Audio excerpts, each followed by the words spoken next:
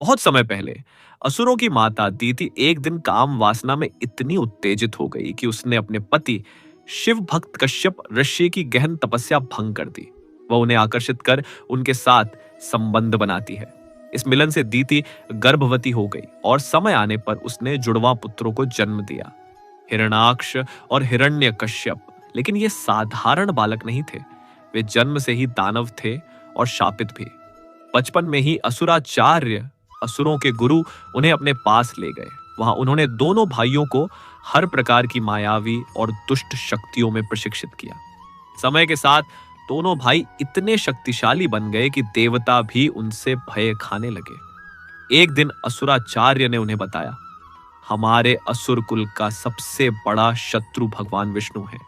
यह सुनकर दोनों भाइयों ने संकल्प लिया कि वे स्वर्ग लोक पर आक्रमण करेंगे ताकि देवताओं को परेशान कर विष्णु को युद्ध के लिए मजबूर किया जा सके। दोनों ने स्वर्ग में भयानक उत्पात मचाया, लेकिन भगवान विष्णु प्रकट नहीं हुए। तब हिरणाक्ष ने धरती की देवी भूदेवी का हरण कर लिया। अब मामला सीमा से बाहर हो चुका था। विष्णु ने अपना तीसरा अवतार वराह धारण किया, समुद्र में उतरकर हिरणाक्ष को युद्ध में परास्त किया और उसका वध कर दिया। भाई की मृत्यु के बाद हिरण्यकश्यप को एहसास हुआ कि विष्णु के सामने उसकी शक्ति कुछ भी नहीं। उसने ठान लिया कि वह इतना शक्तिशाली बनेगा कि स्वयं मृत्यु भी उसे छू न सके। इसके लिए उसने वर्षों तक एक पैर पर खड़े होकर कठोर तपस्या की। ब्रह्मा जी प्रसन्न होकर प्रकट हुए और वर मांगने को कहा।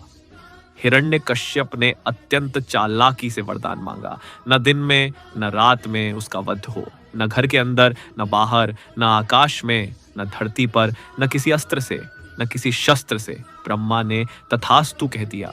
वरदान पाकर हिरण्यकश्यप का अहंकार आसमान छूने लगा। उसने स्वर्ग लोक पर चढ़ाई कर इंद्र को बंदी बना लिया और स्वयं स्वर्ग का राजा बन बैठा। इसी बीच उसका पुत्र प्रहलाद बड़ा हुआ, लेकिन वह विष्णु का अनन्य भक्त था।